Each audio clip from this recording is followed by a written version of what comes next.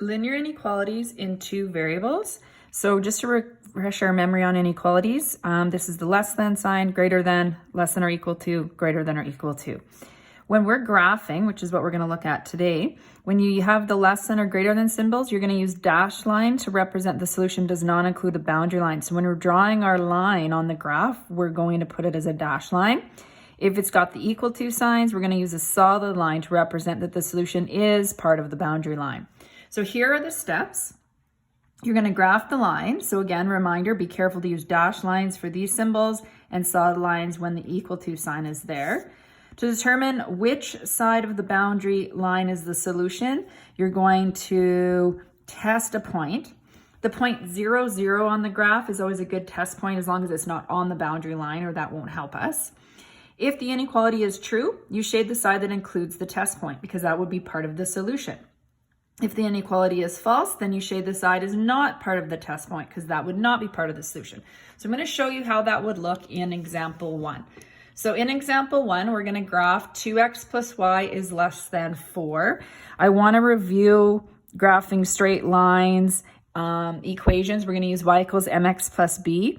Remember, this is the slope and this is the y-intercept. So I'm going to use this strategy to graph this. So for A, I want to move this 2x to the other side. So even though it's an inequality, the rules are the same, that you would just subtract 2x to move it to the other side. The only rule you're going to have to remember with inequalities is if you ever have to divide a coefficient off, if it's a negative number that you're dividing, that you need to switch the signs. So that didn't happen here, but it is something to remember moving forward. So I'm going to graph this now. So I need a scale on here. So we'll put 1 and 1.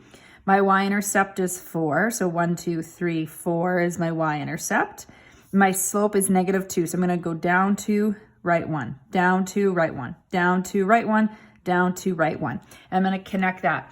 Now keep in mind, this is going to be a dashed line.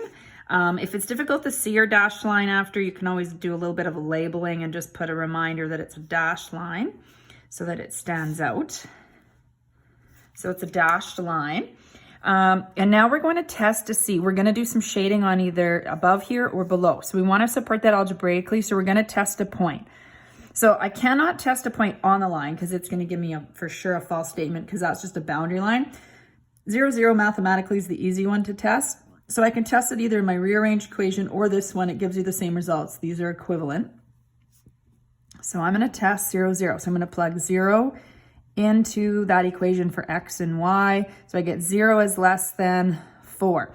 And so is that a true statement? 0, that number is smaller than 4. So that's a true statement. So what that means is that the point 0, 0 here is part of the solution.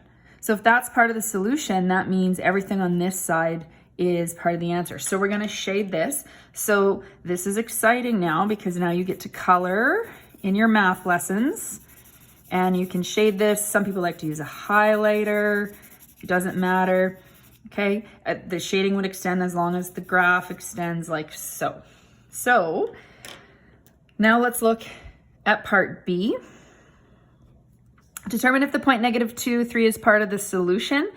If I already have my graph drawn like I do, the easiest thing to do is just go to the point -2 and 3 right here. And I see that it is shaded. So we're just going to make a note of that. So it is shaded. So if it's shaded, it is part of the solution. It is part of the solution. Now, from time to time, you're going to get questions that also this exact same question where you may not have the graph or where you want to find that out without just algebraically. So you could also substitute and test this point into the equation. So if we tested that into our equation here, I'm just going to write the equation out again for us. So we're going to plug in -2 for x, and we're going to plug in 3 for y. And we're going to get -4 plus 3 is less than 4. -1 is less than 4. And so is -1 less than 4? True. So therefore, it is part of the solution. Okay, so therefore -2 and 3 is part of the solution. So that's two different methods depending on the information you're given. If I'm given the graph and I can clearly see that that point is shaded, that would be the fastest way to get to my result or my answer.